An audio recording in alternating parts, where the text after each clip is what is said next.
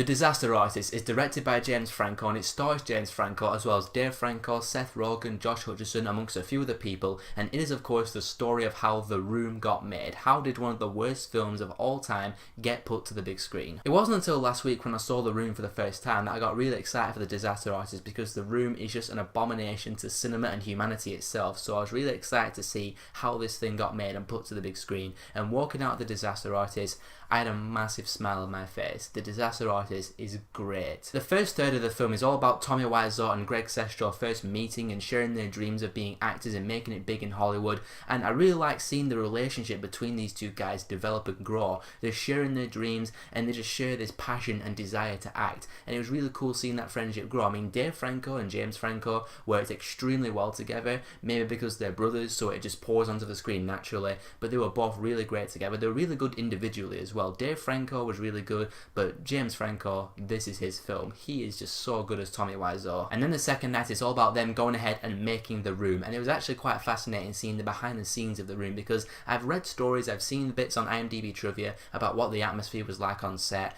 And after seeing the film, yeah, I would not like to have worked on the set for this film because it was quite toxic sometimes. Yeah, Tommy Wiseau was kind of out of his mind behind the scenes. But the thing that surprised me the most about The Disaster Artist was how touching it was and how poignant it was, because Tommy Wiseau and Greg Sestero have this dream of making it big in Hollywood, and they're doing the pinky promise and stuff, and they're really going at it, they're putting their heart and soul into the project, or at least Tommy Wiseau is. And they have those scenes in the first third of the film where they're sharing their dreams and their passions, and then towards the end of the film, I'm not going to get into spoilers, but they have the premiere of The Room, and there were just some parts I was like, this is kind of hitting me where I live here. And it almost made me feel bad for hating The Room, because you just see how passionate Tommy Wiseau was about this film and all the heart and soul that he poured into it, and it turned out horrible. I just wasn't expecting to have that reaction to The Disaster Artist. I really love this film. I can't think of any problems or flaws that I have with it. I just had such a good time with it. Like I said, it was a fascinating look at the making of The Room, and it was a really touching and poignant film about following and pursuing your dreams. Add on top the really good performances and the pretty cool soundtrack, you have a really good package with The Disaster Artist,